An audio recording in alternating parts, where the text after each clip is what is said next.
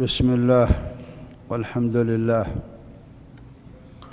والصلاة والسلام على رسول الله. أسأل الله العظيم رب العرش الكريم بكل اسم هو له إن الله يغفر لنا ولكم ولوالدينا مغفرة كاملة وتامة.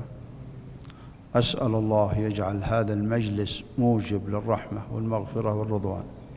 حديثي معكم بحول الله وقوته وفضله ونعمته في هذه الدقائق عن فتنة المخترعات العصرية. سأرد عليها حديثين ثم أذكر بعد ذلك أعظم سبب يدفع الإنسان للعمل الصالح. أسأل الله أن يكرمنا وإياكم بطاعته. نبينا عليه الصلاة والسلام يقول بأن سيأتي على الناس زمان فتنا كقطع الليل المظلم يبيع أقوام دينهم وفي رواية أخلاقهم، الخلق، يبيع أقوام دينهم وأخلاقهم بعرض من الدنيا قليل. وفي حديث آخر سبحان الله أيها الكرام يقول فيه عليه الصلاة والسلام يأتي على الناس زمان قلوبهم قلوب الأعاجم. لما تكلم عنه التويجري في الشرح الفتن قال قلوب الأعاجم. ليش وصف أنه سيأتي عليهم يأتي قلوبهم زي قلوب الأعاجم؟ قال لا فقه في الدين وانحراف في الفطرة. فطرة العرب سبحان الله والكرام كانت أحسن الفطر، كانوا أصحاب مروءة وأصحاب رجولة وأصحاب شهامة، ترى يكرمك ما يعرفك ويحسن إليك. كان العرب عندهم عادات جميلة في بداية الإسلام، ولهذا قال النبي صلى الله عليه وسلم جئت لأتمم مكارم الأخلاق. ومن هنا أيها الكرام قلوبهم قلوب الأعاجم، يعني حتى يشبهون الكفار في أخلاقهم. تجد الكافر المرأة تمشي أمامه، وتجد كل واحد منهم يحاسب على نفسه وهو بالمطعم. وقد يتخلق بعض المسلمين بهذه الأخلاق، أخلاق الأعاجم، ويتركون هذه الأخلاق العظيمة التي عند العرب. يتخلقون بأخلاقهم، ينحرفون عن الفطرة وما يكون عندهم فكر. والله إنهم جايبين في استعراض أركان الإسلام، يسألون في بعض المسلمين في بعض الإسلام شباب إيش أول ركن الإسلام؟ قال مدري، ما يدري، عالم والله ترى فيه جهل فاضح. الحديث الثاني قال يأتي على الناس زمان تذهب عقولهم حتى يصبحون زي البهائم. البهيمة ايش المشكلة يا جماعة؟ البهيمة تسمع، البهيمة تبصر بس ما بعقل. تشوف الأرض وتشوف السماء وتشوف الكون وتشوف اللي ما حولها، بس ايش؟ ما بعقل. قال انها تذهب عقولهم، الفتن هذه تذهب عقولهم حتى يصبحون مثل البهائم، ياكل يشرب لكن ما بعقل، ما في عقل تصرفاتهم وأخلاقهم. ولهذا سبحان الله شوفوا نبينا محمد عليه الصلاة والسلام قد أخبر بهذه البلايا قبل ما تحصل، ويمكن أنها قد ظهرت شيء من هذا، من هذه الفتن التي نسمعها. الحديث الثاني في الفتن قال بادروا بالأعمال الصالحة فتنا كقطع الدخان أو كقطع الليل المظلم. ليش وصف الفتن إنها زي الدخان وزي الليل؟ لأنه ما عاد يبصر الإنسان الحق، يصبح لا يعرف معروف ولا ينكر منكر إلا ما أشرب هواه. يقول بادر بالأعمال الصالحة قبل ما يأتيك ما يشغلك قبل ما تأتي فتن الناس قد حتى يبيعون أخلاقهم، يبيعون دينهم، يبيعون كل شيء بعرض من الدنيا قليل. وبادر بالعمل الصالح حتى قد تأتيك آفات، تعتريك آفات. ولهذا هنا قال بادروا بالأعمال الصالحة 7. أول ال7 هذه الفقر المنسي. قالوا طيب إيش المشكلة في الفقر المنسي؟ قالوا الفقر المنسي الفقر المدقع لا يبقى معه لا خير ولا يبقى معه ورع، ويكون هم الإنسان كيف يأكل كيف يشرب. أنا أضرب لكم مثال. السيارة لما ينتهي البنزين عندك وقد الإشارة حمراء وظهرت لك إشارة يعني انتهاء البنزين، وتجد هل ممكن أنك تعبد الله؟ تسبح تذكر، تجد قلقان مشغول بهذا ذا كيف تحل المشكلة. ترى الواحد إذا جاع ترى مثل هذا ما عاد في وادي لا عبادة. شوفوا في رمضان إذا جاع الواحد وجاع جاع جاع جاع ما عاد يفكر إلا في الأكل، كيف بس في كيف الأكل. الفقر المنسي لأنه منسي فعلا، ينسيك العبادة وينسيك الذكر وينسيك الخير، وعاد حتى ما عاد يجي معه ورع. علم منه يبغى يحل المشكلة بأي طريق بأي حل. حتى بعضهم قد يسرق وقد يرتكب الأشياء تخل بمروءته. وسبحان الله أيها الكرام، النبي صلى الله عليه وسلم يقول بادر بالعمل الصالح قبل ما يأتيك فقر منسي. هذا الآفة الأولى. الآفة الثانية الغنى المطغي. ليش الغنى المطغي؟ لأن الله يقول وإذا أنعمنا على الإنسان إيش؟ أعرض عن ماذا؟ عن طاعة الله. والثانية ونأى بجانبه يعني تكبر. الغنى يصحبه ترك للطاعات غالبا، ويصحبه كبر وغمط للناس وعدم قبول للحق وترك للطاعة.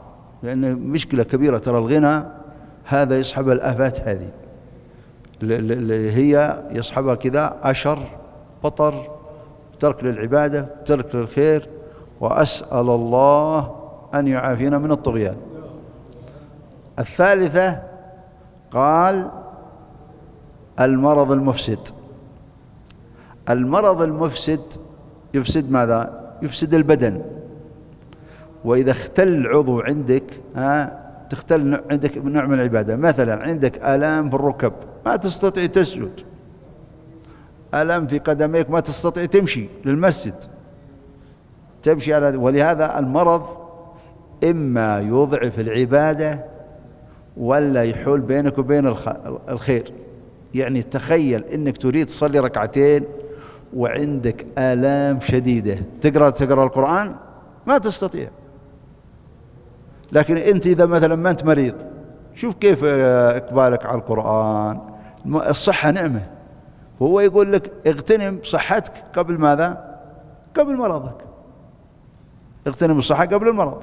تقدر تصوم، تقدر تحج، تقدر تصلي، تقدر تروح تزور أرحام، تفعل خير، تحسن إلى الناس. بس الصحة نعمة ترى، مطية الإنسان إلى الله. والمرض يفسد البدن. يعني قال بادر بالعمل الصالح قبل ما يجيك مرض مفسد للبدن يحول بينك وبين الخير. والرابعة الهرم المفند. المفند فيه آية في سورة يوسف قال إني لأجد ريح يوسف لولا أن تفندون. يعني هرم مفند يعني خرف في العقل، فقدان للذاكرة، والبدن ضعيف. معروف الإنسان لما يكبر تشوف ناس خلاص هو أصبح هرم وفاقد ذا. من أنت؟ يقول من ولده أو زوجته أو أمه أو أبوه، يقول من أنت؟ شفتوا كيف الخرف، فقدان الذاكرة كارثة. فيعقوب يقول لهم إني فعلا أجد ريح يوسف لو تتهموني بالخرف، الكبر، المفند اللي يقول لك والله انك مخرف. تدري واحد لما جاب شيء كذا ما هو ذا قال قد خرف، هذا ما عليك منه، قد مخرف هذيان. هو يقول أنا متأكد إني وجدت ريح يوسف مهما تتهموني بالكبر وعدم العلم وعدم الإدراك. والله في واحد طلق زوجته وهو فعلا كبير في السن، قال شوفوا فلانة طالقة، لا تقولون فلان ما يدري وشوها تشرق من المشرق وتغرب من المغرب. علشان يقولون والله الرجال ما هو ايش في وعيه. قال شوها تشرق من المشرق وتغرب من المغرب وفلانة طالقة. ففعلا سبحان الله أيها الكرام، يقول استغل العمل الصالح قبل ما تفقد ذاكراتك وتفقد قوتك وتكبر في السن، وأول العمر ما هو مثل آخره. هنيئا يا إخوان لمن استغل هذا الشباب وهذه الصحة وهذه القوة، حتى لو وصل 50 60 وهو باقي ماشي. بعض الناس يا إخوان وصل 80 باقي نشيط، باقي فيه قوة، باقي فيه قوة. والله نحسن من بعض الشباب، في ناس أعطاهم الله صحة وبارك الله لهم في صحتهم، وفي ناس وصلوا 60 قد انتهوا، إما جتها أمراض ولا جتها هموم ولا جتها مشاكل. بعض الناس الله سبحانه وتعالى ساتر عليه وبارك الله له في صحته. الخامسة الموت المجهز. الموت المجهز هو موت الفجأة. والله يا جماعة واحد شاب راكب في السيارة، والشيطان إذا ركب الواحد في السيارة بدل ما يسمي ويذكر الله يقول له تغنى ولا تمنى، ودك تدخل في بحر الأماني، يا ليت يا ليت يا ليت يا ليت، لين يفكك في مكان ما تدري، يعني قد يضيع عليك الطريق ذا كله بالبحر الأماني، وإني يا ليت وأسوي وأفعل وأجي وأعود وأروح. ولا تدخل في بحر الأغاني، وعلى ما قال الشايب يقول دزها الشريط كذا وشرح في هذا. المهم من واحد فعل إذا شغل له شريط من هذه الأغاني وجاه الموت ومات والأغاني تقبع فوق رأسه، والله أنا ترن فوق رأسه، ولا المزامير. المهم السيارة يحاولون يطفونها ما عرفوا لا عليه، لأنها قد عصدت السيارة وهو قد مات والأغاني تقبع، المسجل شغال. وسبحان الله يا إخوان يبعث الإنسان على ما مات عليه، إنه خير وإنه شر. والله من بعضهم يا جماعة زادت به نفسه، قال أنا أتحدى رب العالمين،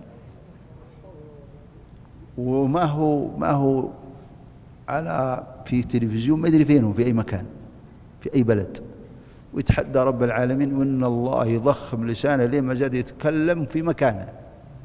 أنت من وتحدى من؟ إله الأولين والآخرين، خالق الكون، خالق كل شيء، الذي بيده مقاليد كل شيء وله كل شيء. تجي تقول أنا أتحدى رب العالمين، من أنت؟ وش قوتك يا ابن الحلال؟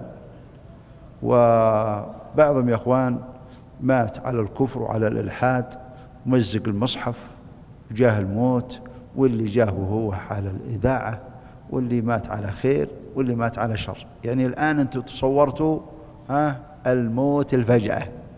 الآن اللي يجيك موت الفجأة وإن تقرأ القرآن عندك مشكلة؟ لا، خير.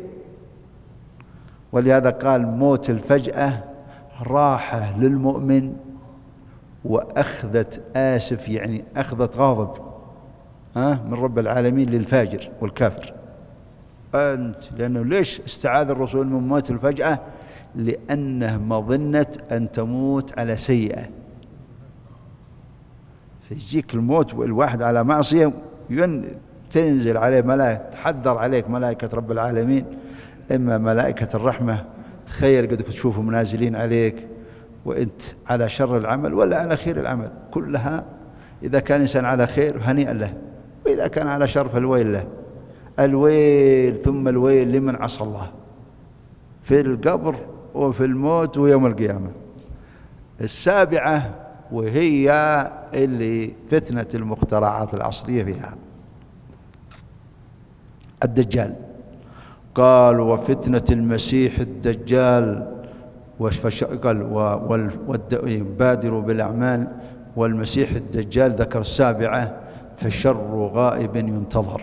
كل صلاة اللهم إنا نعوذ بك من فتنة المسيح الدجال. طيب وش مشكلة المسيح الدجال؟ أولا الرجل هذا الخبيث يدعي الربوبية، يقول إن اللي خلق الكون ذا كله، وبعدين الله يجري على يديه خوارق حتى إن الله يقدره على الإماتة، على الإحياء. يقتل واحد ويقول له قم، في قم، الله يقدره. ويقول للسماء تمطر فتمطر بإذن الله، يجريها الله على يده. ويقول للأرض تنبت فتنبت بإذن الله. ويقول للسماء تقحط فتوقف ما تنزل مطر. ويقول للأرض تقحط بإذن الله. تخيل المصيبة ذا. ويرتد في عهده ناس كثير، وأكثر من يتبعه النساء لأنهم عاطفيين وتمشي عليهم. شوف أحيانا لما يجي ساحر أقول بالسكين كذا، قال أنا أطعن عمري، وهو لو هل يعقل واحد يدخل السكين في بطنه وأنه ما بيجي شيء؟ يظهر لهم كذا لأنه يسحر عيونهم ترى. يقول بالسكين كذا على أنه يطعن في عمره. وأحيانا قد تكون حركات سريعة وخدع، وأحيانا فيه سحر لأعينهم. وسحروا أعين الناس، يسحرون أعينهم. لهذا أنا أذكر أن في واحد قال مريت على واحد من هذا السحرة كان يموع على الناس، وكان يبغى يطعن في نفسه ويقول بكذا. قال فكنت واقف مع الجمهور وأقرأ آية الكرسي. يقول هو الساحر ذا خلونا نشتغل لأن الشياطين هربوا. الشياطين لما كان يقرأ آية الكرسي راحوا، وهو الآن تورط مع الجمهور ذا. بيقول خلونا نشتغل، يقول عود. فهو سبحان الله بعد ما يقول للسحرة اللي معه، يقول انتوا رحتوا فين؟ قالوا والله ما ردنا إلا البحر. ما ردهم إلا البحر. كانوا مشردوا للآية الكرسي تنزل ملائكة ترى، ينزل عليهم القرآن زي النار، زي سياط النار يشردون. فسبحان الله والكرام إن كيد الشيطان إيش؟ ضعيف. فالدجال يجي مع الخوارق هذه ويجيك على الخريبات ويقول لها أخرجي كنوزك. تخرج يقول تلحق مثل عشب النحل. شفت النحل لما يلحق الملكة كيف هو وراها؟ تخرج الكنوز ويجري الله على يده. العجيب إنه مشوه الخلقة، ويقول إنه رب يدعي الربوبية، أعور العين ومشوه الخلقة.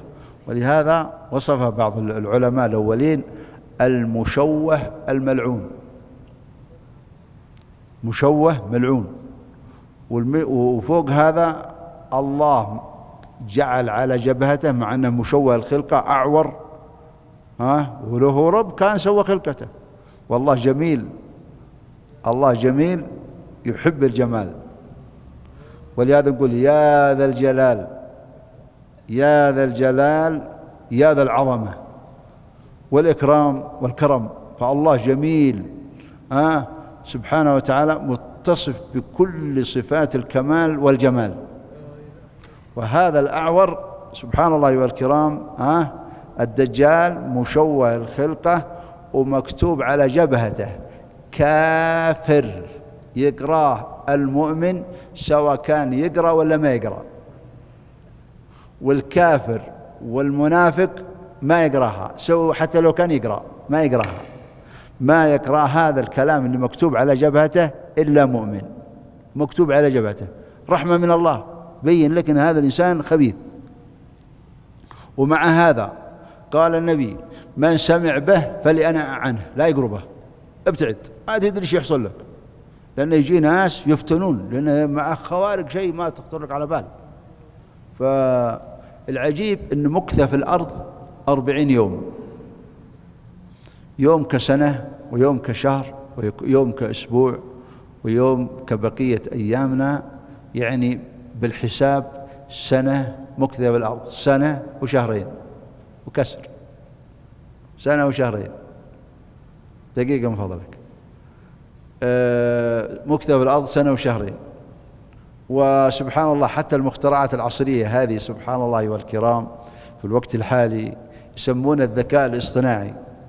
ترى والله يقول لك على هذه المقابلة، مقابلة معك قبل 20 سنة، مذيعة والضيف هذا يدخلون عليها الصوت، صوت المذيعة وصوت هذا المتكلم، ويقول لكم أنا أنصحكم بهذا العلاج ومفيد للسكر وأنا طبيب، ويتكلمون على سنة. هذا الفتوى يتكلمون على أي لسان أي عالم. ترى هذا الأغاني حلال، هذا الخمر حلال، هذا الزنا حلال، وترى الصيام ما، ويجيك يحلل ويحرم على لسان هذا الإنسان.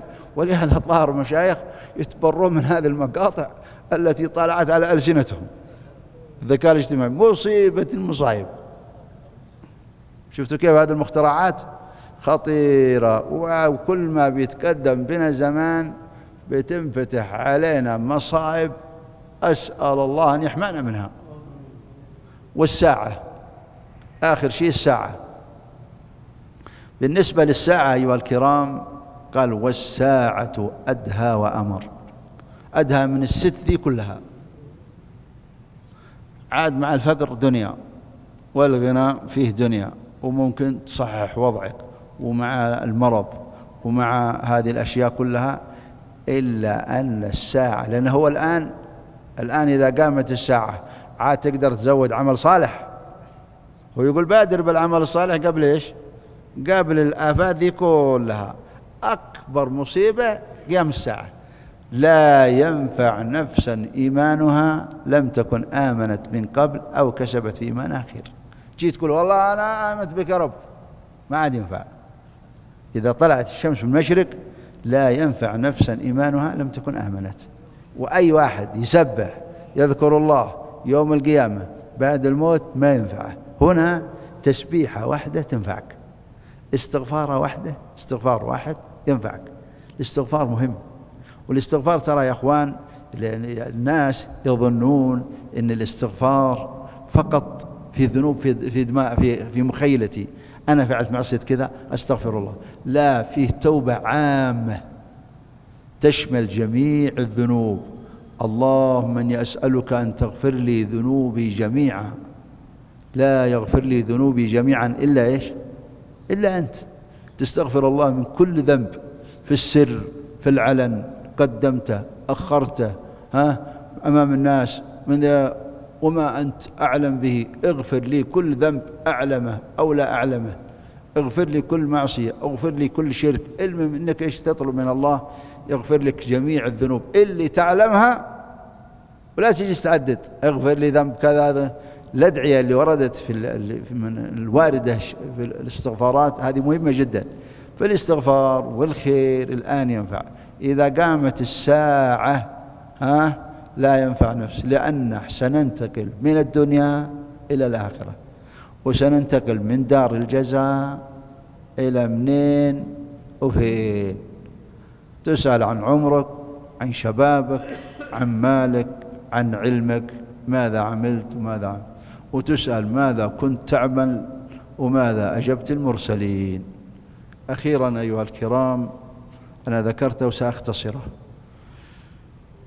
قال النبي صلى الله عليه وسلم كنت قد نهيتكم عن زيارة القبور ألا فزوروها فإنها تذكركم الآخرة.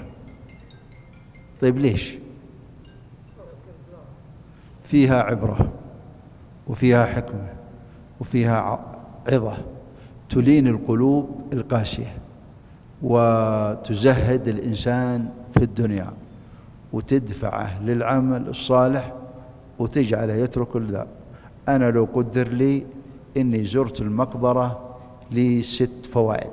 الفائدة الأولى أن المقبرة هذه اللي زرتها قد أعرف الكثير منهم، هذا قبر فلان وزوجته، وهذا قبر فلان وزوجته، وهذا قبر فلان وزوجته وعواله، وهذا فلان وهذا فلان كانوا معنا وأصبحوا تحت الثرى وإحنا فوق الثرى.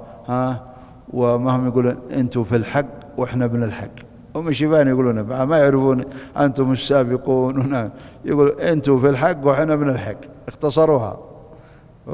كلام الرسول أنتم السابقون ونحن اللاحقون يغفر الله لنا ولكم، هي كذا. وإحنا اليوم فوق الأرض وبكرة احنا تأتي الأرض ويأتي جيل غيرنا. الفائدة الثانية إن هذا الإنسان الذي في بطن الأرض إما يكون في روضة ولا يكون في حفرة. هذا الإنسان الذي في بطن الأرض إما يوسع له في قبره ولا يضيق عليه حتى تختلف أضلاعه. هذا الذي في قبر الأرض في بطن الأرض إما ينور له حتى يكون قبره ينور له مثل القمر اللي ينور الكرة الأرضية، وإلا يكون في ظلمة ما إذا أخرج يده ما يكاد يراه. هذا الذي في بطن الأرض يفتح له إذا كان مؤمن يفتح له باب من الجنة ويشوف مقعده في الجنة ويشوف قصورها وأنهارها والخيرات اللي فيها، فيقول يا رب. إذا شاف مقعده إيش يقول؟ يا رب أقم الساعة حتى أرجع إلى أهلي ومالي. والآخر طبعا شوفوا يا أخوان بالنسبة اللي في القبر إذا كان مؤمن يشتاق للجنة، وهذا الذي في القبر ويفتح له اللي من أهل النار يفتح له باب من النار يجيه من سمومها وحميمها ويشوف عذابها، يقول من شدة الألم ومن شدة العذاب يقول يا رب لا تقيم الساعة، ما يبغى تقوم مما يشوف. وهذا مما يشوف من الخير يطلب من الله يقيم الساعة حتى يرجع إلى ماله وأهله. أنا الآن زرت المقبرة سلمت عليهم، بقعد لي 10 دقائق بقعد لي ربع ساعة وأتذكر المعاني هذه، لكن يأتي عليك يوم من الأيام تزور المقبرة ما تطلع إلا يوم القيامة. زرتها اليوم على رجلك وقعدت عندها فترة قصيرة، ترى يأتي عليك يوم من الأيام تدخلها ما ترجع، ما معك إلا يوم القيامة.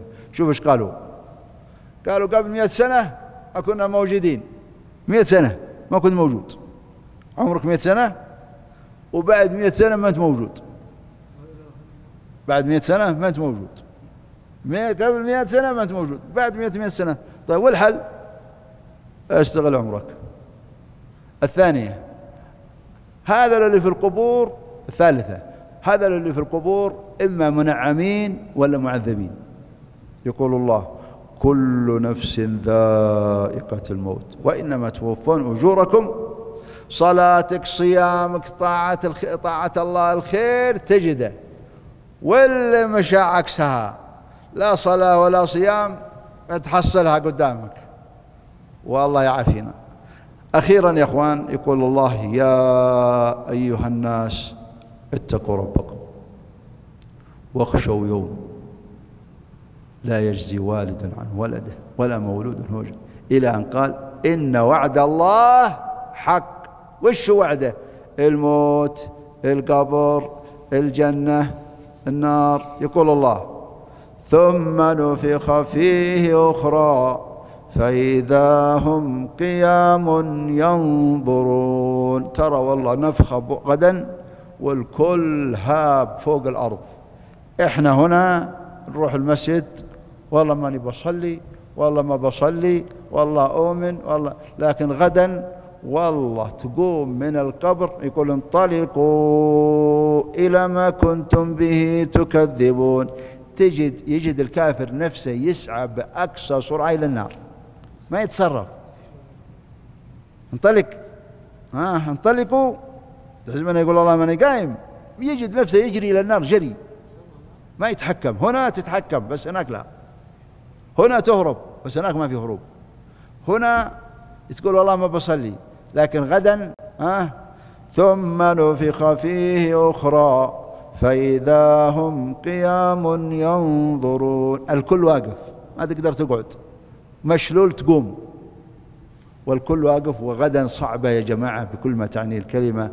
الله يختم لنا بخير. اللهم إنا نسألك في نهاية هذا المجلس، اللهم إنا نسألك بعزتك وبعظمتك وبقدرتك وبكمال إحسانك، نسألك يا حي يا قيوم أن تلهمنا رشدنا وتكفينا شر أنفسنا وشر سيئاتنا، نحن وأزواجنا وذرياتنا ووالدينا وأزواج ذرياتنا وذرياتنا. اللهم ألهمنا رشدنا واكفنا شر أنفسنا. اللهم اختم لنا بخير، اللهم احينا حياة السعداء واختم لنا بخاتمة السعداء، نحن وأزواجنا وذرياتنا ووالدينا وأزواج ذرياتنا وذرياتهم وإخواننا وأخواتنا وأزواجهم وذرياتهم وجميع المسلمين. اللهم اختم لنا بخير، اللهم اختم لنا بخاتمة السعداء، وثبتنا على الحق حتى نلقاك غير خزايا ولا ندامة ولا مغيرين ولا مفتونين ولا ضالين ولا مضلين ولا مقهورين يا رب العالمين. اللهم إنا نسألك أن تحق الحق وتبطل الباطل، اللهم أحق الحق وابطل الباطل، وارحمنا والمسلمين في كل مكان، وصلى الله وسلم وبارك على نبينا محمد.